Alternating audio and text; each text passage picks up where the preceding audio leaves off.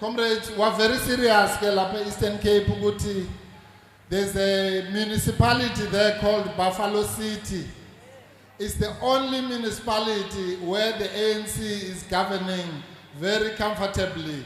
And we are sure that next year, sizolandela like you, like eThekwini, siyayithatha eThekwini, siyayithatha. Siyayithatha Buffalo City, siyayithatha. Run, Ramaphosa, run. Run, Ramaphosa, run. Thank you, comrades. Ngiceliwe ke la ukuthi ngizonza i-political lecture. Now, i-political lecture ke ifuna ukuthi silalele. So it's different from the agitation based on uqiniso la. Political lecture is different from a political speech, but it's also different from the academic lecture as a university. A political lecture is just an excuse.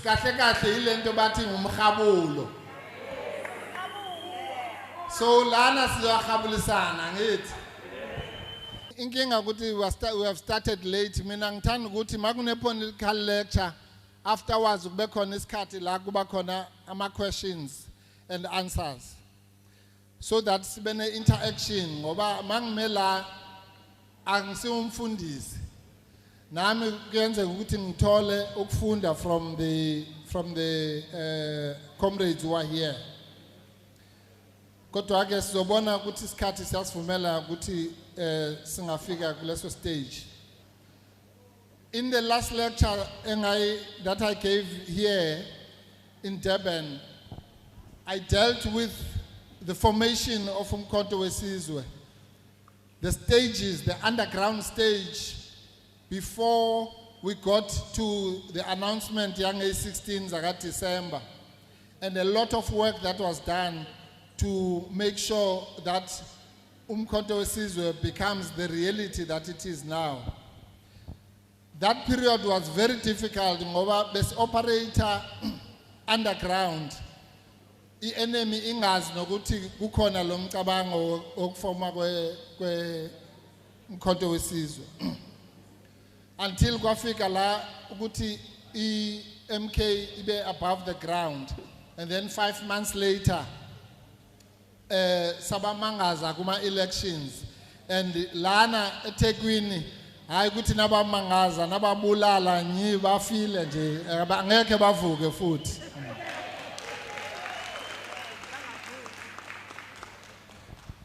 Phansi Sibusiso Duma, phansi. Phansi Mtolo, phansi. Comrades, let me start with the lecture. And ngicela ukuthi ke, as I say, ngumkhabulo silalele, because one day nawe all these things engizozisho la ufanele ukuthi uzisho in different meetings and different places. Nokuthi manihlangene as ama branch mhlawumbe le copy yale lecture ngizoyinika leadership at the right stage. At some stage umuntu angazifundela yona, si discuss in our branches, in our different campuses and so on. So I've decided to give a heading to today's lecture. And what it really does is to pick out certain periods in our history. And we say it's 49 years since 16 June 1976, and 1 year since 14 June 2024. And therefore I've called this lecture From the Soweto Massacre to the GNU Massacre. Many people don't realize that today, 14th of June, it is exactly 1 year since the evil GNU was formed. You might remember on the 14th of June last year, the day in which the DA and the ANC voted for Cyril Ramaphosa to be the president and voted for Togo Didiza to be the speaker, and somebody called, I think, Unholy or something like that from the DA to be the deputy speaker. That was the marriage between ANC and the DA, the Freedom Front Plus. And I contrast that in this lecture as the same thing that happened when they were shooting our children and ourselves on the 16th of June 1976. Umehluko is very small. In the massacre of 1976, we could count the bodies. We knew Uguti so-and-so has been killed. But in this massacre of last year, called the GNU, they were killing all of us, all 60 million of us. And they were stealing our country. And although we were not able to count the bodies, but history will show that that was a day lasithengiswa khona nguRamaphosa ne-ANC yakhe, to the extent that it is going to take us many years to recover from that. Comrades, I start by saying that I give greetings and salutations to the leadership of the Youth League and all the formations of the broader Mkhonto weSizwe family present here today. Although we in the mother body always occupy the center stage, the truth is that the most important structures in MK are the MK Women's League, MK Students Movement, and of course the MK Youth League. Naturally, we must also recognize the crucial role of religious and traditional leaders in the movement. But today it's all about the youth in commemoration of June 16. And I speak as one of the generation of 1976, although we participated far away from the center of the war, which was in Soweto. I speak as someone who is exactly 1 year older than Hector Peterson, the first victim of the uprising. It was a time of political awakening, but also a time of death. The deadly events ironically breathed life into the struggle for liberation. This came as no surprise because the youth is always the backbone of every revolution and every war effort. Just as we relied on young people to reignite the revolution, so did the apartheid regime. It was compulsory for all white males upon reaching the age of 18 to be conscripted into the apartheid army. So whenever you meet a white male who's older than 50 years, there is more than a 90% chance that you are looking at an apartheid soldier, a person who was once prepared to die in defense of racism. You must therefore excuse some of us for the disgust we feel when those defenders of apartheid today call us anti-constitutionalists. What I'm saying here, my comrade, is that young people are the most important detachment in any revolution. And that the youth of 1976, the youth of 1944 that Commander Qiniso was talking about, those are people who took umzabalazo way to a particular level. But what I'm saying is that both sides of that war, Tina as abantu plus the enemy, relied on young people. So Amapunu made sure that all white people, white males, mabefika ku 18 years old, bafanele baye join SADF to defend apartheid. Namhlanje, labo bantu are all to be found in structures like the DA and the FF+. Those people who killed young people in 1976 and even my generation in the 80s are now in the FF+ and the DA. Ramaphosa wants us, we must think ukuthi inkululeko yethu can come from the same people who are killing us for wanting that freedom. Ayikho into njalo. It will never happen, comrades. Kudlalwa ngathi nje. Both the 1976 and 1980s or COSAS generations were prepared to lay down their lives in the fight against Bantu education because it was a system deliberately designed to steal our futures. We did not need to be conscripted or forced. We participated voluntarily in the struggle.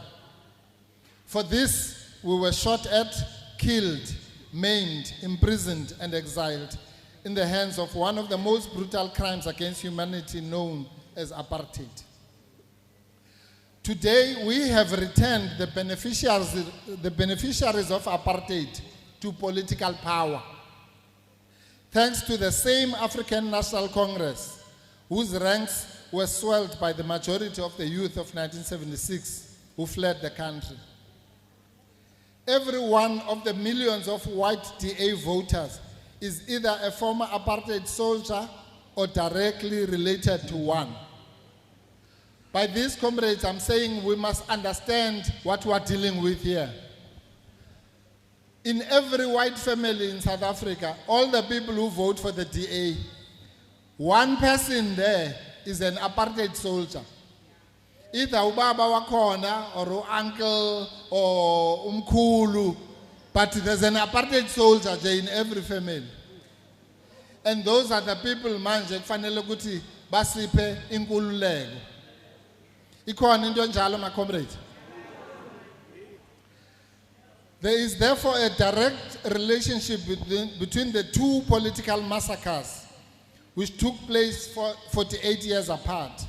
One on the 16th of June 1976 and the other one on the 14th of June 2024. Today we must commemorate both these massacres simultaneously. We gather here 2 days before the 49th anniversary of the first political massacre and exactly on the first anniversary of the second and most recent political massacre. The victims of the first massacre have tragically and by choice delivered us to the second massacre. Ironically, they also brought us the Marikana economic massacre in between. We should have read the signs. I will argue today in this lecture that the GNU massacre is much more vicious and deadly for black people than all the other massacres. The Sharpeville massacre, the Bisho massacre, the Langa massacre, Duncan Village massacre, Buibatong massacre, and even the Marikana massacre all combined. As I've said, in all those massacres, we could count the bodies. We could identify the injury list, and we could point to the affected families. The current GNU massacre is here to kill the hopes and aspirations of all of us. Almost 10 times the victims of the Nazi Holocaust, which is regarded as the worst human tragedy until the current genocide in Palestine. Another example of victim turned perpetrator. All those massacres, tragic as they were, took the revolution forward. The GNU massacre is taking us 10 steps backwards. And unless we crush it with the power of the young people, it will survive. I'm saying, comrades, that the people who are going to crush this current massacre called the GNU are the young people, is this leadership that is sitting here. And those of us who fought with petrol bombs a long time ago might be here to give guidance. But it is the energy and the vibrancy of the youth that is going to take us forward. The main focus of this lecture is to analyze what happened before, during and after the political massacre of South African revolutionary history, exactly 1 year ago today, when the DA voted for Cyril Ramaphosa and the DA voted for Thoko Didiza and the ANC voted for Lothrit. In that moment, the spirit of Hector Peterson, who was sold for 30 pieces of silver. The theme of this lecture is that from now on, the month of June must be remembered for two political massacres, the 76 massacre and the so-called GNU massacre. As far as serious revolutionary activities are concerned, in South Africa, the best years for white racists and the worst years for black people were the 15 years between 1961 to 1976. Although there were some significant organizational developments, mainly driven by the emergence of Steve Biko's Black Consciousness movement in the late 60s, in truth, there was hardly any political upheaval in the country. The emerging trade union movement also did its best to keep the proverbial fires burning. That means that for the first 15 years since the declaration of a white republic on the 31st of May 1961, introducing the first apartheid constitution, white people had a blissful time at the expense of what they called non-Europeans. Today, the white population has made a complete flip-flop and they call themselves Africans, while fellow Africans are called foreigners, but not the self-proclaimed Europeans.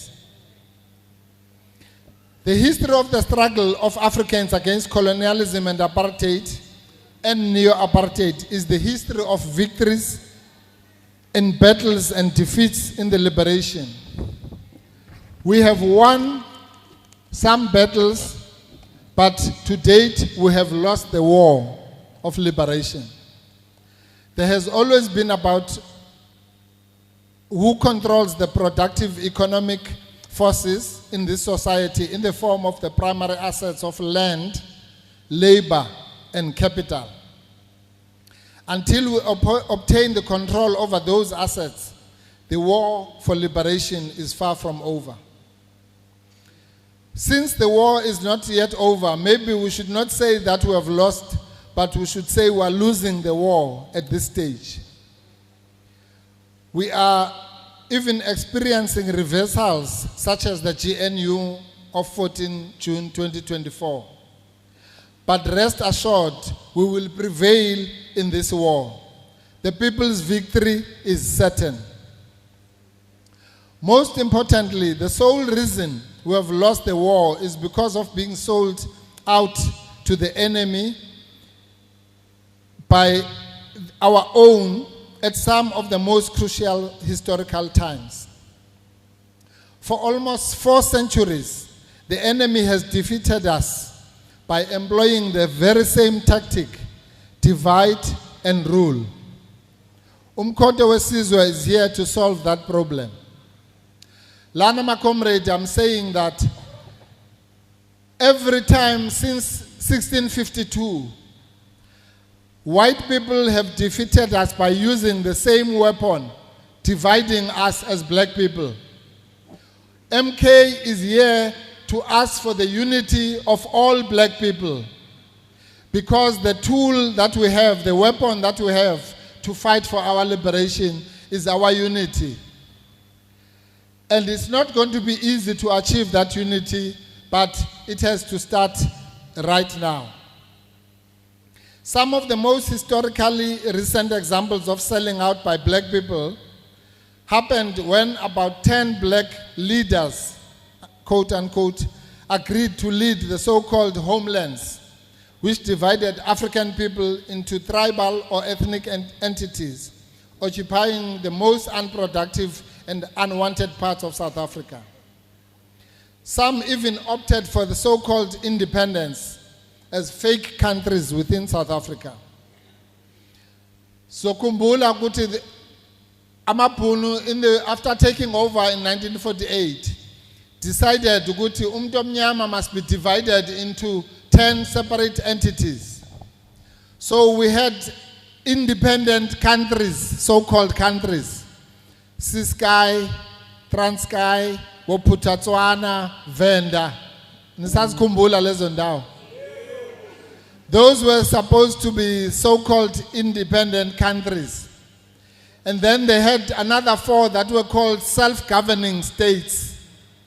Those ones were Qwaqwa, Lebowa, Gazankulu, and KwaZulu. So those were supposed to be self-governing states. And then there were 2 called Kangwane and Kwandebele. So that was a trick by white people to make sure ukuthi asihlangane, although so abantu abamhlophe bona they all belong to the rest of South Africa. They didn't have homelands. So they were united against us. And I say that strangely, very few people recognize 14th June 2024 as another significant milestone for selling out of our people and turning our country, this time into one single big homeland with one single homeland leader called Cyril Ramaphosa. Comrades, what happened on 14th of June was simply this. After Umkhonto weSizwe achieved the unthinkable in unseating the ANC from power, the ANC voluntarily and with its eyes open chose to turn its back on its former comrades in Umkhonto weSizwe, the EFF and other smaller black-led parties, and chose instead to go to bed with right-wing racists, the Democratic Alliance and the ultra-right Freedom Front Plus, which is the political wing of AfriForum, together with a group of black-led parties called Abakapi. Abakapi are those small black parties that decided to join the GNU. They are the PAC, the UDM, BOSA, Rise Mzansi, Patriotic Alliance, Good Party, and the IFP. All of those parties decided to sell out and join the sell-out GNU. Phansi ngabo phansi. Now, what happened is that this name called Abakapi, that means those who are just accompanying the ANC and the DA. So kukhona umshado la, there was a marriage of the ANC and the DA. We know ukuthi emshadweni kukhona abantu abakhaphayo angithi ama bridesmaid.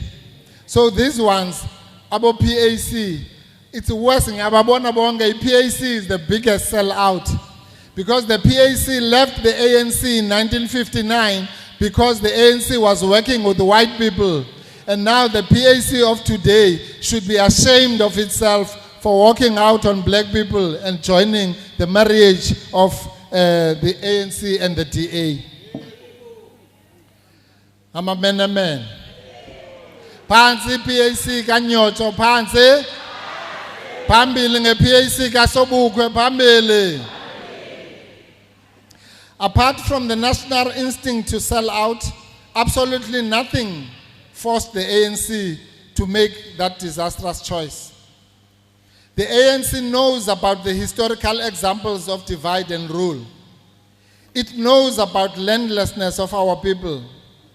It knows that its newfound partners are vehemently opposed to any affirmative or transformative action which seeks to redress the imbalances of the past, such as BBBEE or Employment Equity Act.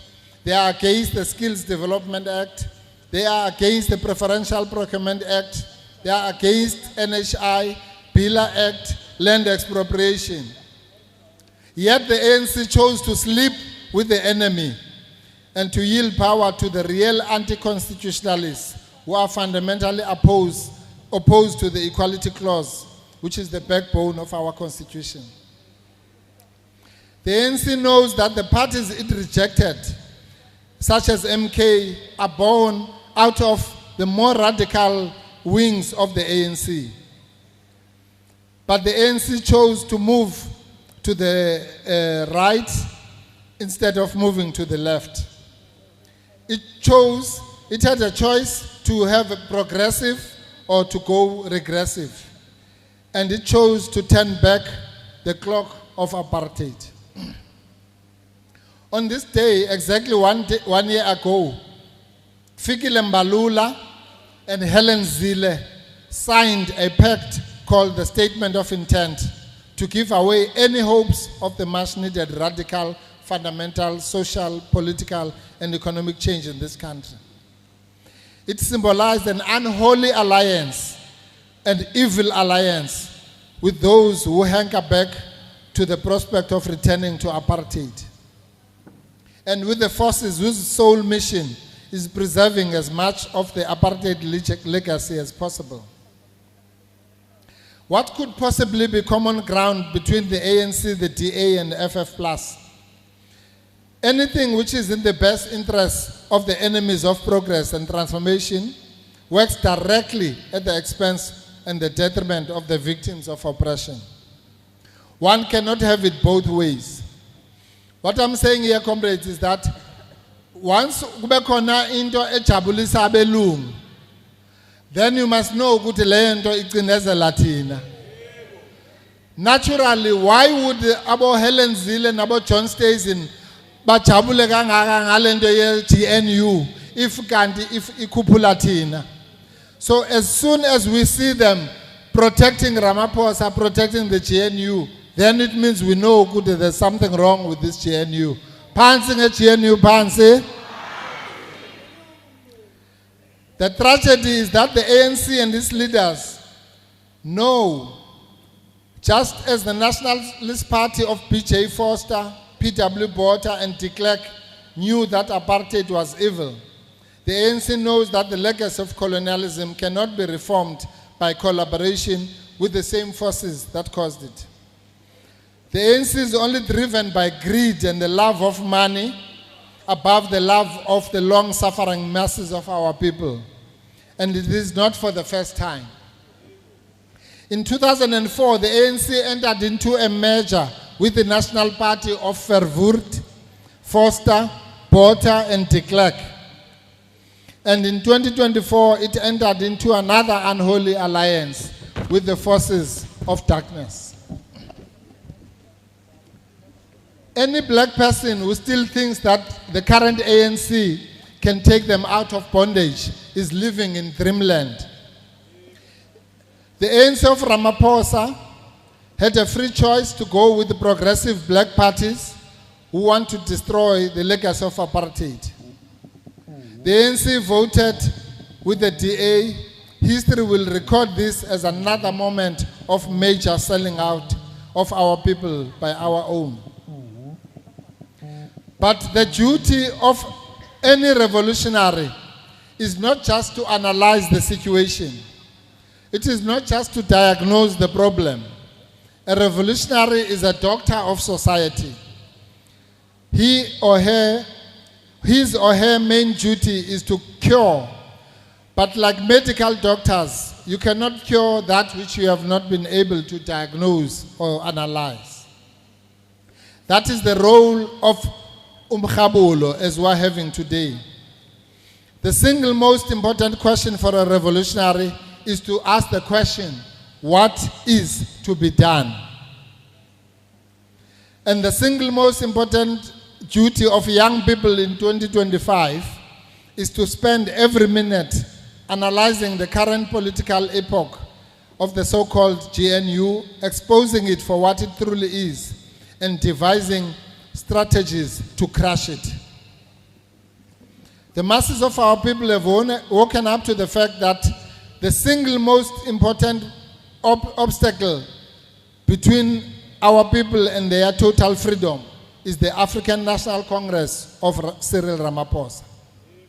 That butcher of Marikana and the man who more recently sold us out in broad daylight in front of Donald Trump. Nimbonile Cyril Ramaphosa encenga Donald Trump.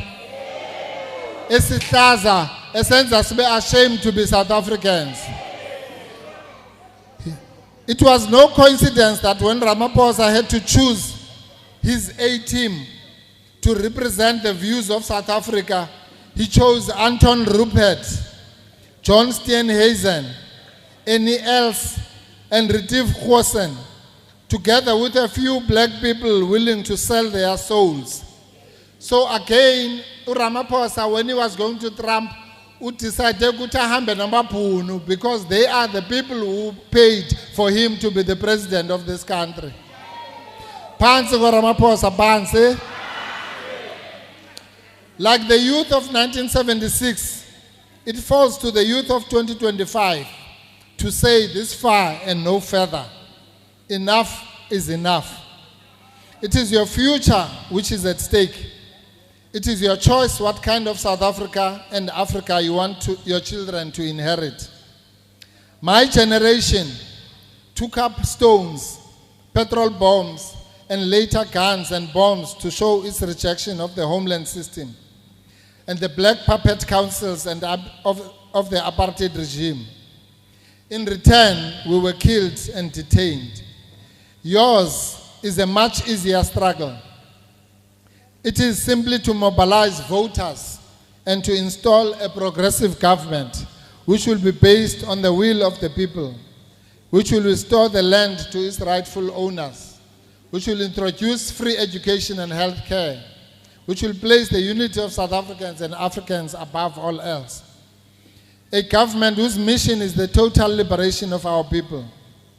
Total liberation includes political liberation, economic liberation, social liberation, spatial liberation, ideological and cultural emancipation. By total liberation, we mean totally reversing the ills caused to our people in the past 373 years, since the arrival of Jan van Riebeeck in 1652. Umkhonto weSizwe believes correctly that the promised land will only come into being if we unite all our people behind the banner of total liberation. In so doing, we must not worship the color of a t-shirt. This war cannot be won by political parties alone. It cannot be won by leaders alone. It will not be won by religious leaders alone. It will not be won by traditional leaders acting alone. It will not be won by the progressive forces which may still be found in the ANC, by the MK party alone, by the economic freedom fighters, or by the ATM alone. It will only be won if we unite all those forces behind the goal of total liberation. Some will emphasize political freedom. Others will champion economic freedom. Yet others will highlight cultural and ideological emancipation. But all must fight for total freedom. The people's movement for total liberation is bigger than Umkhonto weSizwe. It is bigger than any single entity or organization. Comrades, this will not come easy. It will not be achieved overnight. We must be realistic. Something which has eluded us for almost 4 centuries cannot be achieved in 1 or 2 years. The enemy is not sleeping. It will intensify its strategy to divide us. Fake leaders with big egos will come and go. Money mongers will sell out at the first sight of the millions of white monopoly capital. Agent provocateurs and CIA agents will be sent to cause internal divisions inside our organizations. Gossip mongers will create divisions at every twist and turn, and they will make us fight one another. They will sow division and mistrust among us. Tribalists will find creative ways to divide us. Right-wing media will call us names. There will be setbacks, disappointments, and reversals. And yet, we must soldier on. Anybody who tells you that the new struggle for total liberation will be easy does not understand what we're up against. Because of the huge size of the task, there is no time to rest, comrades. Each one must teach one. If you win just one single person per day to believe in the work of the project for total liberation, you have done a huge and revolutionary task. But the starting point is to build a strong Umkhonto weSizwe party. And the second task is to preach the message of unity of the oppressed. Not against white people as human beings, and not against any specific individuals, but against white supremacy. The enemy is the ideology of individualism, selfishness, and greed, of capitalism and all other foreign and African tendencies. The need to internalize the values of Umkhonto weSizwe is paramount. We need to live up to those values. It is not an easy task, comrades. We must not tire in educating ourselves and others about the values of Umkhonto weSizwe. We must choose one value of Umkhonto weSizwe to internalize. Every week, we must teach each other about the values of Umkhonto weSizwe. On Monday, we must learn and debate the two paramount values of Ubuntu and unity in action. What is the meaning of these two values in the revolution? What are their theoretical underpinnings? How can that theory be translated into action and guide the movement to total liberation? The youth have a role in fulfilling this task. On Tuesday, we must deal with the values of Pan-Africanism, patriotism and equality, as well as honesty and respect. On a Wednesday, we must deal with democratic centralism, mandates and accountability, and the culture of reporting, and unpack what those values mean. On a Thursday, we must tackle the other values of organic forms of public representation, and my favorite, which is discipline and hard work. And finally, on a Friday, we must debate issues of knowledgeability and meritocracy, as well as the all-important issue of class consciousness. Those are the 10 values of Umkhonto weSizwe, comrades. In his address to the nation on the 16th December 2023, President Zuma said, and I quote,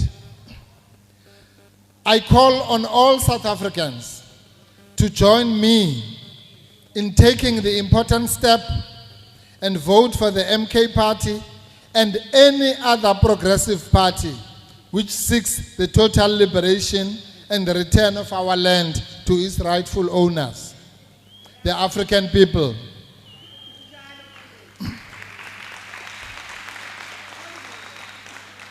President Zuma proceeded to say, "The task ahead requires young and older leaders alike to pull in the same direction.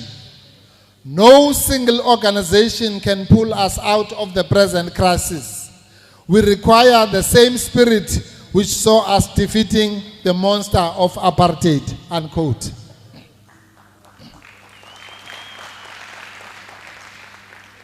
If we listen carefully to those powerful words and those powerful sentences, we will attain our freedom in no time.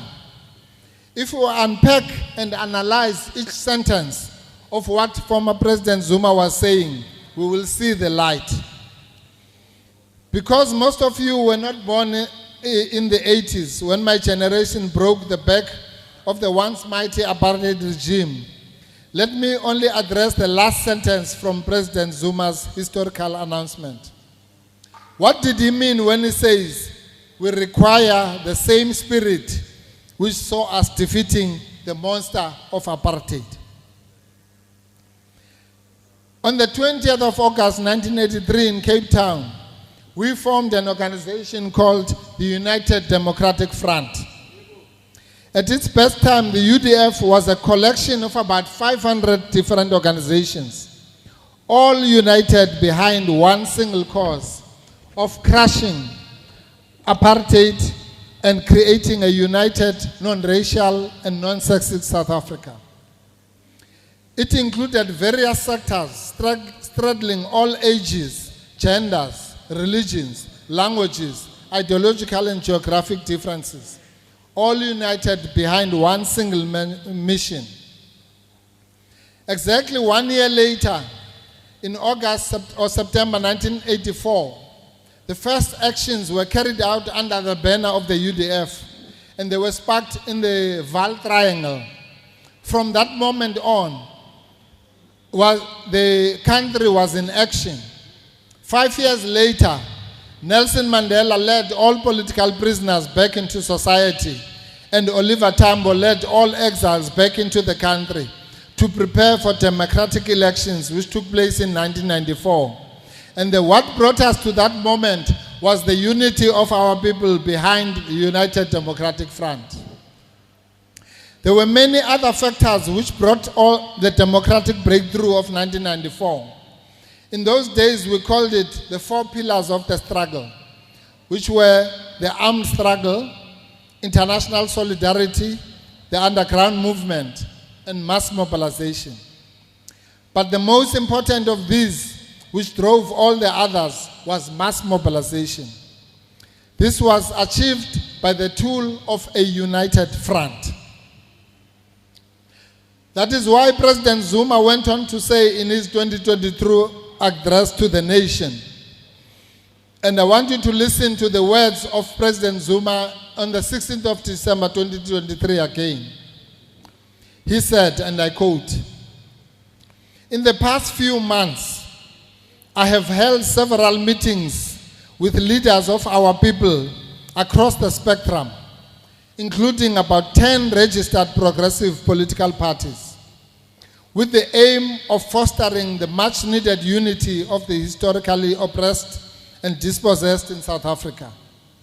We are also discussing the formation of a patriotic front and a voting bloc after the people's victory in the 2024 elections, to pursue a minimum consensus program of no more than 10 points of agreement to get us out of the present crisis, which is in the process of being formulated.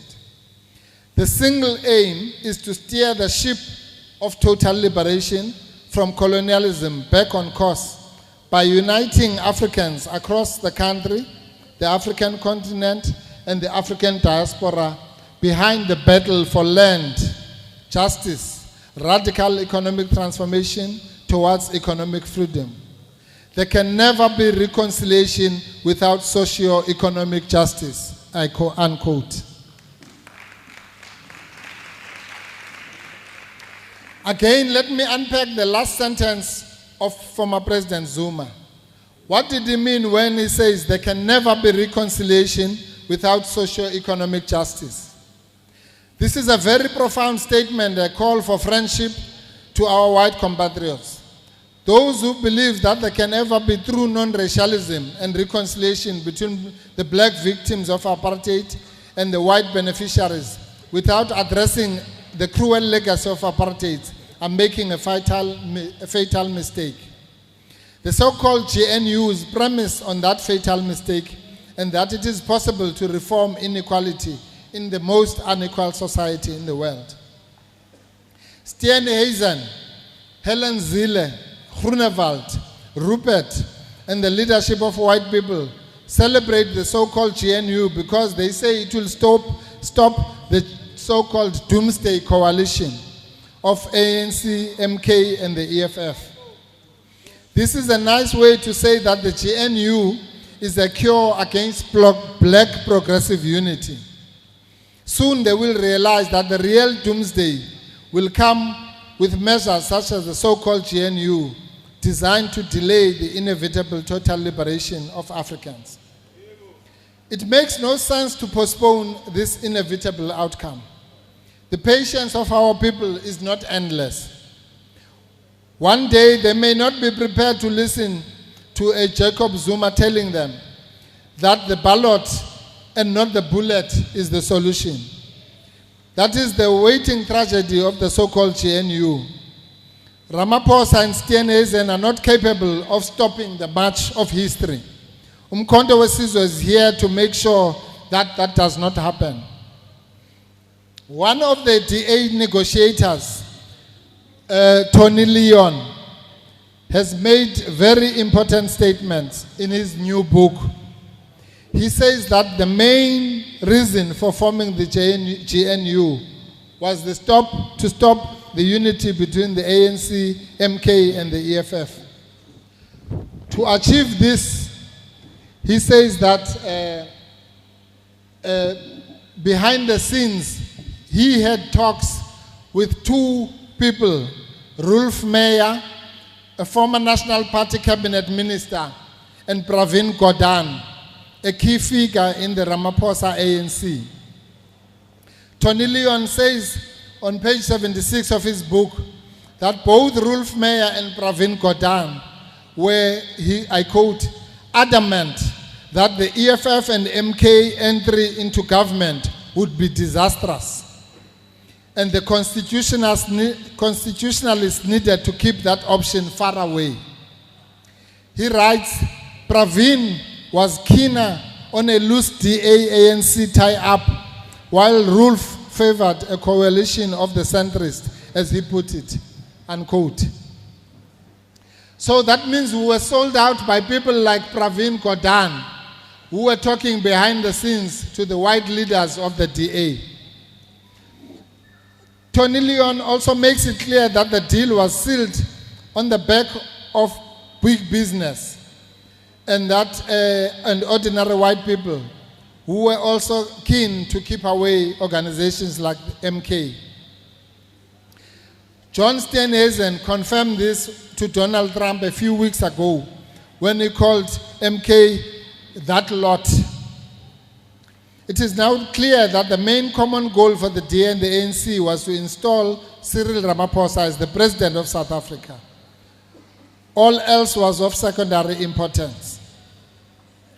As the youth, it is your mission, this is your struggle, this is your war.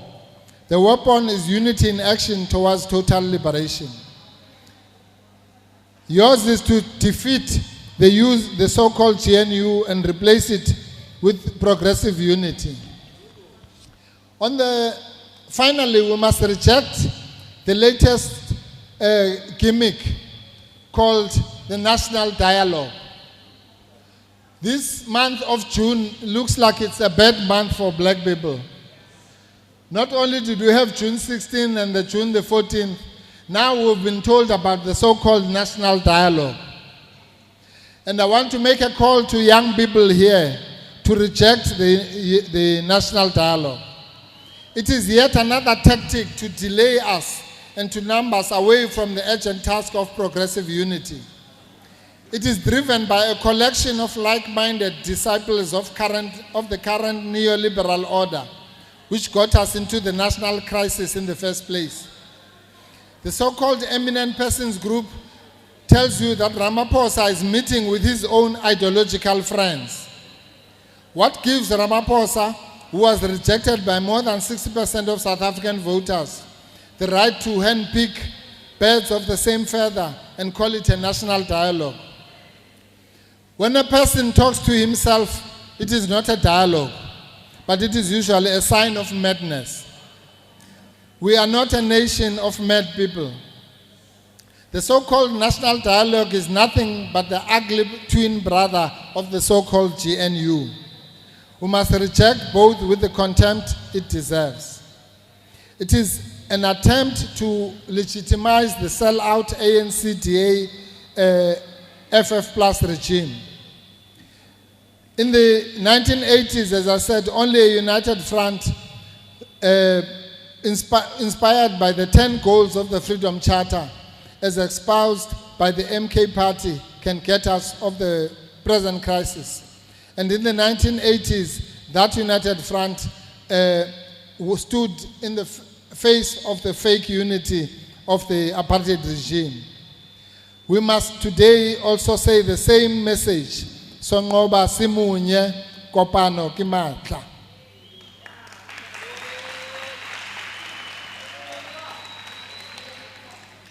In 2 weeks' time, on the 26th of June, we'll be celebrating 70 years of the Freedom Charter. I challenge the MK Youth League and the student movement, together with MK Student Movement, to announce that on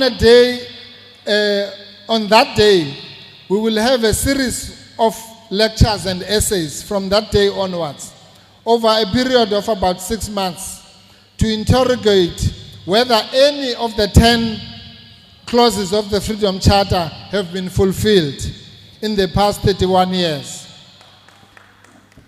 Those essays, comrades, must provide a radical interpretation of the Freedom Charter and the answer to the question, what is to be done?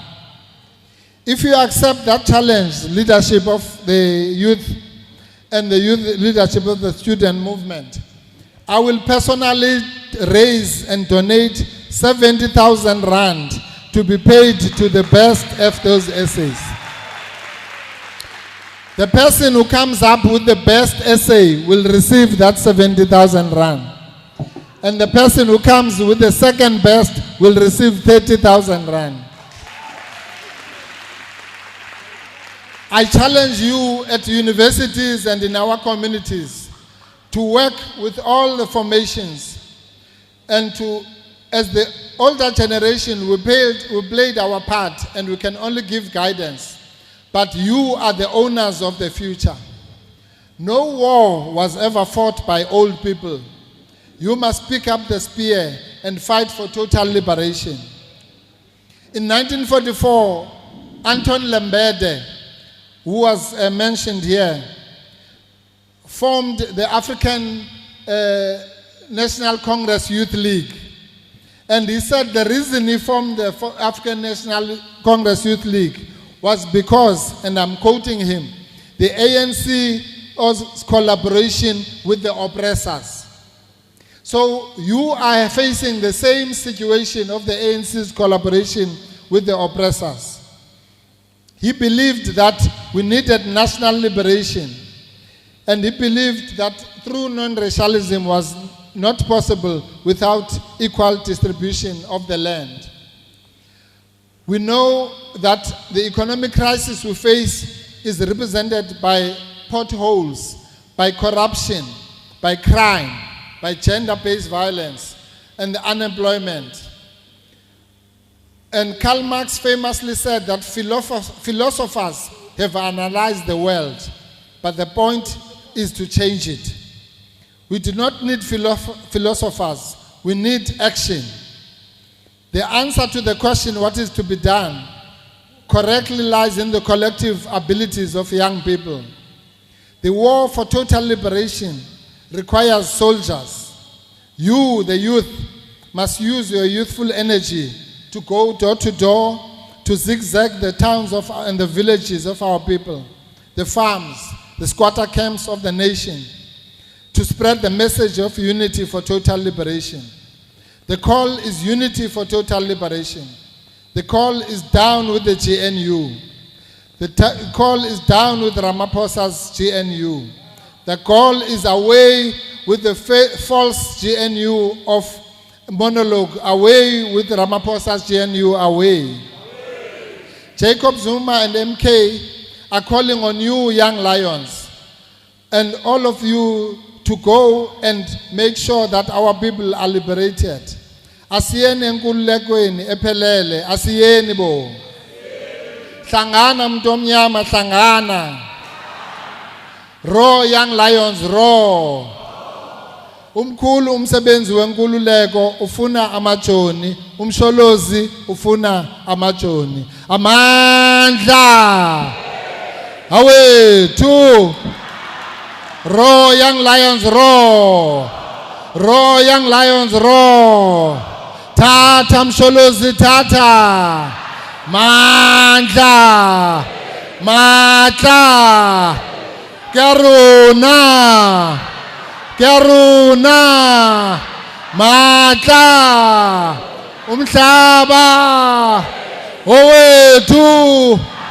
Umhlaba. Umhlaba. Umhlaba. Thank you.